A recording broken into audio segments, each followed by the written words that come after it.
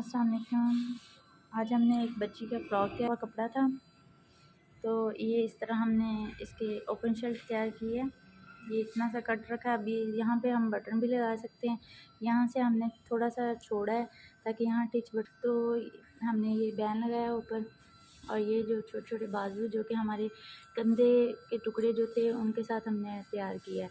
آگے صرف یہ پیچز لگائے ہیں اور یہ پلٹا،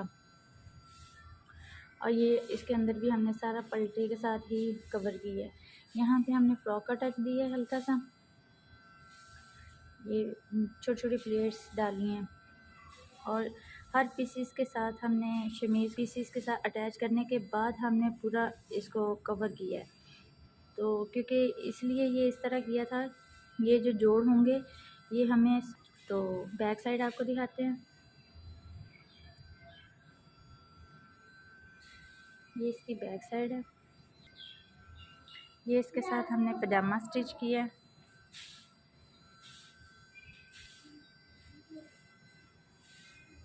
الاسٹک لگا کے ہم نے اس کا پجامہ تیار کیا ہے۔ یہ دیکھیں، یہ الاسٹک اٹیچ کیا ہم نے۔